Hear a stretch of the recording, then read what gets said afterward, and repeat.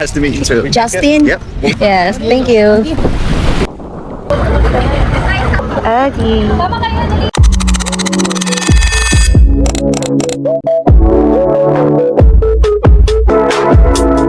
Ito na nga ang day tour namin dito sa El Nido. Maaga nga kaming gumising dyan kasi nga sabi namin dapat maaga tayo doon. Siyempre as a person, hindi ko talaga kayang walang laman ng tiyan kapag umaga tapos may mga gagawin agad. So nag-noodles na lang tayo dyan. Pupunta na kami ng beach dyan kasi doon talaga ang meet-upan ng mga magdi-day tour. Halos lahat talaga na makikita mo dito mga turista. Halos lahat sila mga nagre-rent ng motor. Especially yung mga foreigner. Kanya-kanya talaga silang rentahan ng motor dito. So dito nga ang meet-up ng everyone. Ito nga pala yung beachfront nila. And lahat talaga dito, lahat ng nagdi-day tour dito sumasakay. Kung mapapansin nyo, kanina pa talaga busy sila yung pagtawag dun sa kausap namin sa day tour. Sabi ko kasi baka na-India na tayo niya kay Kes. Sa Clark day tour, kinempert nga pala kami. Kinempert. Hindi ko na kasi alam yung kasunod. Basta Clark, yung naaalala ko, Clark day tour, ganyan. Nakita lang namin siya sa flyers nung nagbaba kami ng Puerto noon sa airport. So yun yung na-contact namin para sa day tour na to. At dahil sa ka-OA ng dalawang iyan, akala talaga namin 8 a.m. ang start ng day tour. Kaya naman niya, kay 7 a.m. pala, ang ibay na ang niya kay Ninyes, a playa. Kulang na lang ang managbo ng isda niya kay Kes ang pagkakaagap. Kita nyo naman haning kami palakad-lakad niya kay Kes na ako'y pagod na niya kay diyan sa mga oras na iyan niya kay parang ayoko nang ituloy ang day tour. So, kami man din naghahanap ng rush guard niya kay at alam mo naman niya kay hindi tayo mga foreigner para magpainit niya kay Kes.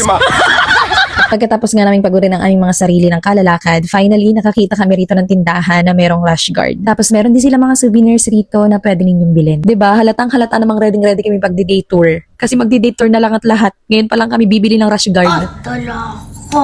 Pagkatapos nga naming bumili ng rush guard, bumalik na ulit kami rito sa beachfront at abang niya kay Kes dito pa dumayo ng pagbibihis niya kay. At finally, sasakay na tayo ng bangka for day tour. So dito nga pala kami nakasakay sa Ayana 4. Kami nga pala yung mga unang umakyat dito sa bangka. Kaya sabi ko kay Lloyd, ikatay dito sa unahan at para mamay maganda pagpipicture niya. At late na naman naming na-realize na itong naupuan na namin niya kay Kes ay pang PWD senior citizen or pregnant women. Kaya tawang-tawa na naman kaming dalawa. Nakakahiya pero buti na lang talaga hindi nasasaktong may mga kasakay kaming seniors or whatever. Talaga naman kailangan na dito. Bali, half Pinoy, half foreigners nga pala ang mga ka-join namin dito sa day tour namin sa bangka. At dahil kompleto ng everyone, kaya naman ready na sa day tour ang grupo na to. At sa sobrang dami nga namin ay nakihirap na si Kuya dito pagtitikin. Kuya, kaya pa, Kuya? Hep, hep. Mabuhay! One more. Hep, hep. Mabuhay! Alright, energy accepted. Go TBC, Ayana number 4. Everyone, please do destination that we go. There is a lot to go. And maybe later you might get your views or if you lose, I will say bye-bye. Don't forget that, alright? So, and I'm here to the most please, Alan de Hallmark, Alan ng Palawan, and also here to our small but amazing paradise Dominica. Right? Right there. Look around you. Amazing, right? Already amazed. By the way, on Ayoko na sa El Nido, mga Englishero pala dito ang tour guide. Woo! Pero nakakatuwa yung tour guide namin, may sense of humor siya.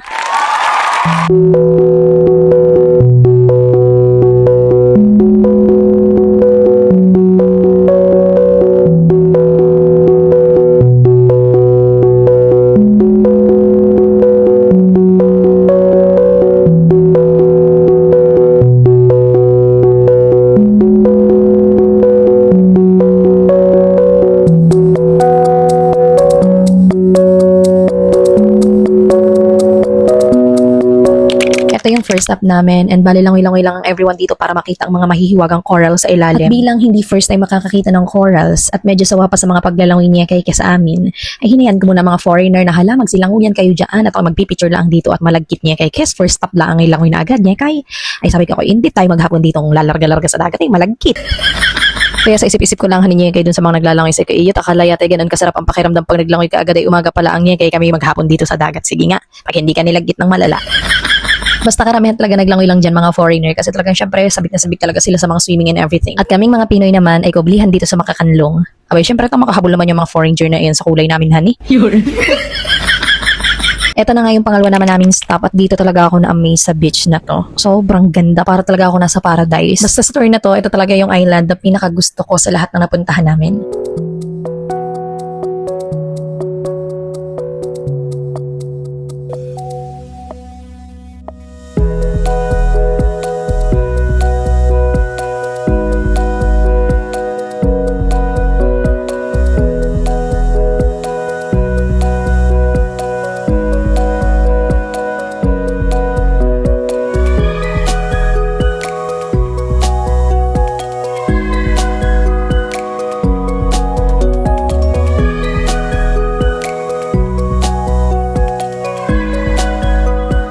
Literal na nag-feature lang talaga kami sa beach na to. Hindi talaga kami naglangoy kasi sobrang init din naman, talagang sobra naman. Basta masasabi ko lang sobrang ganda dito sa beach na to.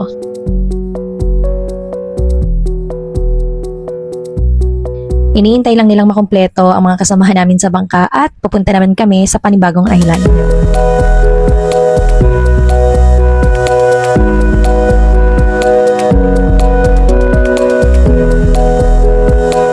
Ito nga pala si Justin, ang isa sa mga nakachismisa namin during this day tour. Hindi dudugo ang ilong mo sa El Nido, kundi sa mga foreigner. Yun. You have Wi-Fi? Or do you have service? After you do that, what do you do next? After here, After, no worries. For 2 weeks? 2 weeks. So I went to, So this is your first destination here in Philippines? first destination? No, third. Third. To, Malone Beach in, Bohol. And then, so I went scuba diving there. Yes. And then, I did that for a week. And then after that, I went to Wow. Or am I saying that right? Wow. I know, but you never been? You're a solo traveler here. Solo traveler. No, my hair's with me. Oh. So after here in Palawan, what's your next plan? I just go to Manila for the one night. Manila. What about Boracay? I didn't go there. I didn't go to Boracay. Why? Why would you try? It seems. Honestly, I live on a beach. Like I already live on a beach. Really? I like scuba diving and Siargao. Siargao. Siargao. Yeah. Yeah, I heard about there. I didn't go. Should I go there? I think so. Have you been? No. So I think we have to visit Siargao. Yan, ang daldal naman ng foreigner na yan. Pero nakakatuwa siya kasi ang bait-bait niya, napaka-approachable, gano'n. Ang chismis niya kasi sa amin, wala daw siyang makakwentuhan. Kasi daw minsan pag nagtatanong siya, hindi daw umiimik. English kasi kayo ng English, kaya siguro hindi ko makausap yung iba. Ayaw, di ma. Ito nga pala yung next island na pinuntahan namin, ang Secret Lagoon. Pero syempre hindi na siya secret kasi alam na namin ngayon. Yun. Malalim nga pala yung buntog ng bangka dito guys, kaya kung hindi talaga kayo marunong lumangoy, hindi kayo makakarating sa Secret Lagoon.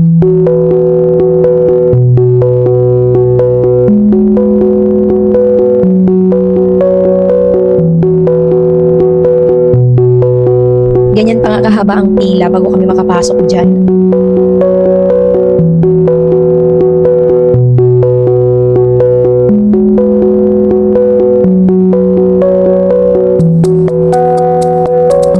Waiting pa kasi kami dyan kasi meron pang mga tao sa loob kaya hindi pa kami makapasok.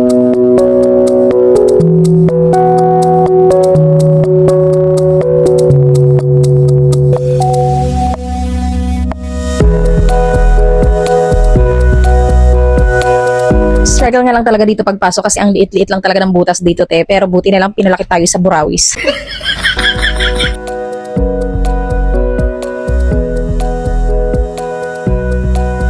At ang pagkakalabo naman niya kaya ng Secret Lagoon honey, parang may nagtabog dito ng malala. Hindi kasi sobrang dami nga naman kasing taong pumupunta kaya bayan, labunan niya kay Kes.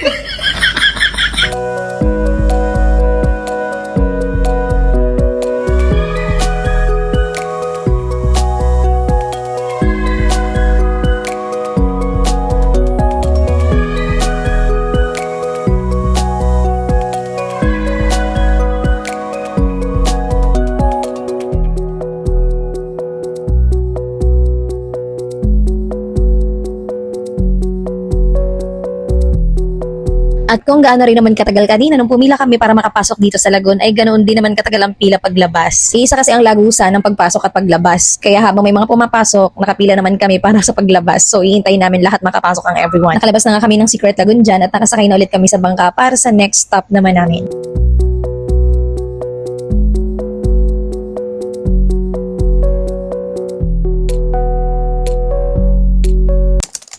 Next island naman namin dito sa Payong-Payong Island and dito din kami magla-lunch. And yes, provided na rin nila ang lunch namin. Tingnan nyo naman kung gaano ang pagkaka-clear ng tubig ng Palawan. So parang lahat ng mga bangka dito talaga tumitigil, lahat ng mga day-tour para mag-lunch. Kaya dito kayo makakakita ng lumalangoy na lamesa, Ayaw, di ma. lumalangoy na cooler, ganyan kasi nga ibinababa nila rito kasi dito lahat halos nagla-lunch. Iyak kakain mo ng rice ang mga foreigner.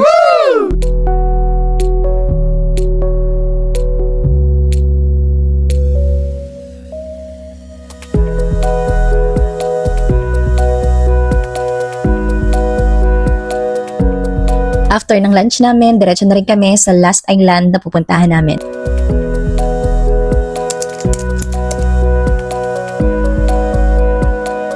Pagdating nga namin dito, sobrang dami pa rin talaga dito mga nagdi-day tour and ang dami talaga nagkakayak. Kaya medyo natagalan din kami talaga dito paghihintay ng kayak na matapos ang everyone kasi medyo kulang yung kayak nila rito. At ganyan talaga kalalim yung bababaan dito bago talaga kayo makapunta sa Big Lagoon. As in, pangasuran siya ganun siya kalalim. Kaya sabi namin, parang pag hindi ka talaga marunong lumangoy, parang hindi recommendable na bumaba ka ng bangka or pumunta ng Big Lagoon kasi delikado. Pero may mga life jacket naman so pwedeng gamitin and then pwede rin kayo magpasama dun sa mga tour guide na kasama ninyo. Dito mapapansin nyo medyo green na siya so medyo mababaw na. Kita na yung mga bato. Meron nga pala ditong kayak for 3 or for 2 so parang 150 each. Kaya sa amin dalawa ni Lloyd 300 yung isang kayak. Mula talaga dun sa bangka na binabaan namin medyo may kalayuan din talaga yung lagoon kasi papasok pa siya.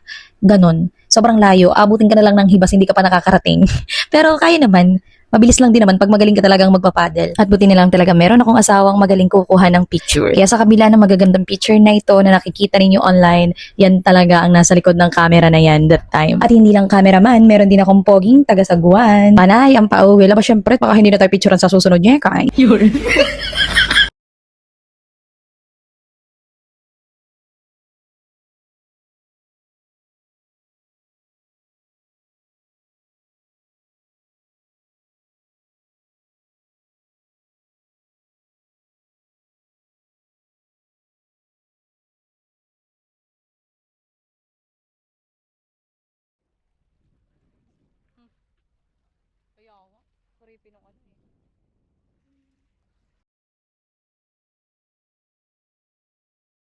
After nga ng Big Lagoon, dito na natatapos ang day tour namin. Tunay na nakakapagod talaga ang mag-day tour pero tunay din namang napakaganda ng El Nido.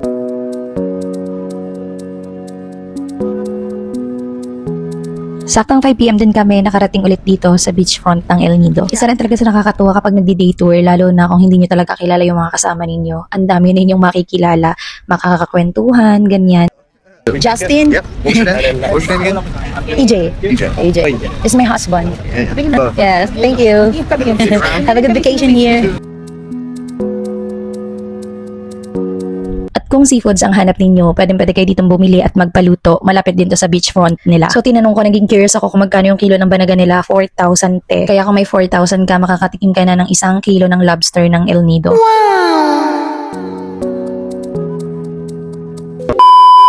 Dahil nga naging lesson na rin sa aming dalawa ni Lloyd na napakahirap talagang humanap ng makakainan dito sa El Nido kapag sobrang lalim na sa gabi. Kaya talaga sabi namin kumain kami ng maaga kasi talaga mahirap na baka wala na naman kaming makainan. Kaya gumayak talaga kami dyan ng maaga after naming makapaglinis from day tour. At dito nga pala kami nakapag-dinner sa Mazabor. Nakita lang talaga namin to na isa sa mga recommended na kainan dito sa El Nido sa TikTok. Kasi masarap daw talaga yung mga luto rito. At punong-puno talaga yung restaurant nila as in ang hirap na namang makaupo, ang hirap na namang makasingit. Garlic shrimp nga pala yung in-order ko. Si Lloyd parang sizzling chicken and then umorder din kami dito ng pansit kasi masarap daw yung pansit nila.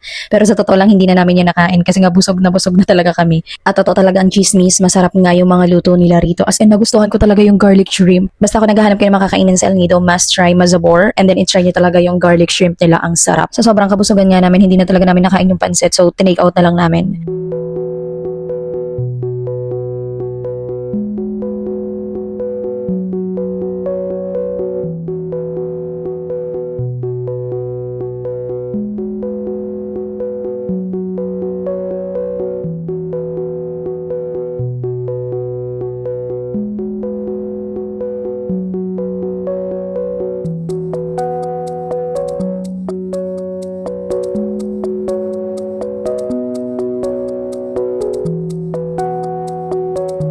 Ganito nga pala ang itsura ng El Nido sa town proper kapag gabi. Sobrang dami talaga mga foreigner na makikita mo.